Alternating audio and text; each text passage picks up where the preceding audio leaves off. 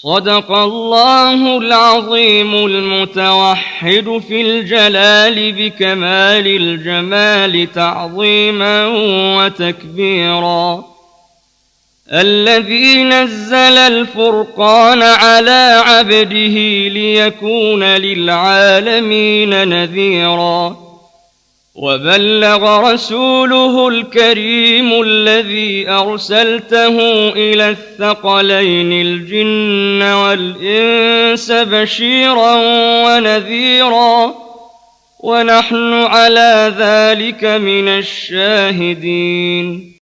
أعوذ بالله من الشيطان الرجيم. بسم الله الرحمن الرحيم. الحمد لله حمدا كثيرا طيبا مباركا فيه. اللهم صل على سيدنا محمد وعلى آله وصحبه وسلم. يا جماعة المسلمين السلام عليكم ورحمة الله تعالى وبركاته. وتانا رمضان من البركة babban sha'ani. Allah bai ba wasu al'ummai irin abin da ya ba al'ummar annabi Muhammadu sallallahu alaihi wasallama ba. Allah ya mana arzikin watan Ramadanu, wata mai albarka wanda cikinsa aka saukar da alkur'ani mai girma, kamar da Allah subhanahu wa ta'ala ce inna anzalnahu fi lailatul qadari wa ma adraka ma lailatul qadari lailatul qadari khairun min alf shahr. Wato wani abin sha'awa, wani ƙanin girma da darajar annabi Muhammadu sallallahu alaihi wasallama, in ba shi ba duk annabawa da suka gabata ba wanda mala'ika Jibrilu alaihi salamu yake sauka ga al'ummarsa ko su gan shi ƙiri-ƙiri, domin hadisin ibn sayyidina Umar ya nuna cewa mala'ika Jibrilu ya zo fadar manzon Allah, ya shigo ya mata tambayoyi. Bayan ya tafi, annabi ya ce kun san waye? Suka ce Allah da manzon Allah ne. Suka ce fa innahu Jibrilu. Al'umma annabi sun ga mala'ika Jibrilu ƙiri a suran mutum. To cikin lailatul qadari ana buƙatar mai azumi ya ƙudure a cikin zuciyarsa cewa wata ne babu kamarsa, wata ne da ko ba komai mun san shakiyai ma masu laifuka suna jin kunyar watan Ramadanu, domin yanzu akwai wanda in Ramadani ya tsaya ma ya daina shan taba, akwai wanda ya daina shan giya, akwai wanda ya daina ma yawo gidajen mata, akwai wanda abubuwan alkhairi ya dinga yin su kenan. To da zarar an kwance shaidanu suka ja shi, to abu kuma ya ɓaci. Saboda haka manzo sallallahu alaihi wasallam yana cewa idan Ramadani ya zo ana buɗe ƙofofin gidan aljanna saboda masu azumi, wato ƙanshin da alkhairin yana samun su, sai dai ƙila ba za ka ji ba.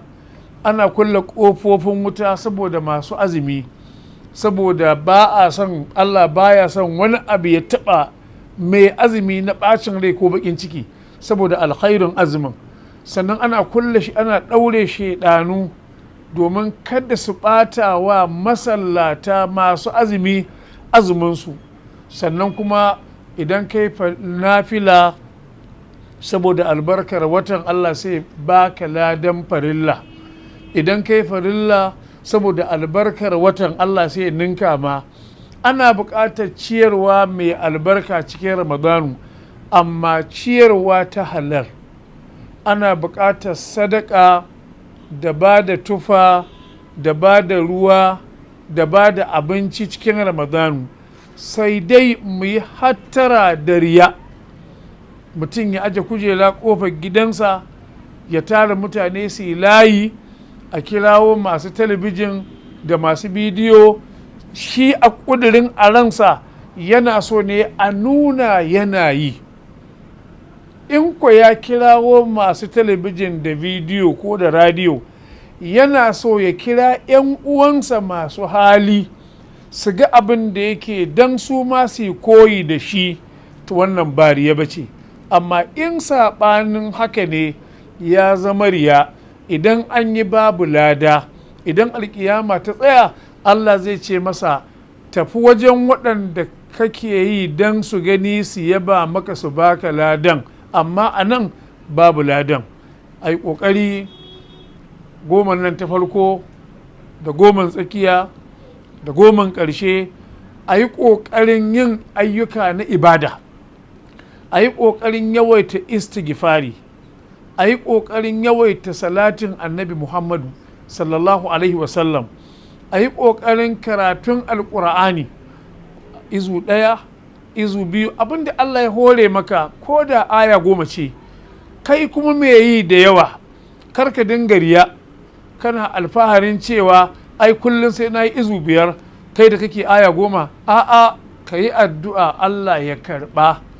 Kada wannan holokon da kake yi da jiji da kai kuma Allah tabaraka wa ta'ala ya ƙi karɓa. Aiwa iyaye addu'a a cikin farkon azumin nan har a tsakiya har ƙarshe, aiwa 'ya'ya addu'a, masu 'ya'ya maza da mata, masu iyali da jikoki, masu dangi da sauran bayin Allah. Wannan lokuta ne na yin addu'a, addu'ar da in an yi addu'ar mai azumi Allah baya dawo da ita.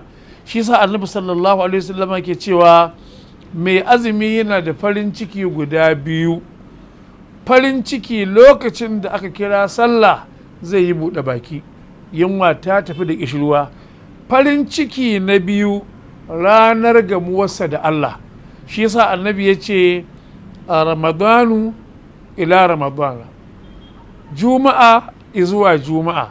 Wato an kai sallar juma'a yau, Allah ya gafarta maka har juma'a mai zuwa.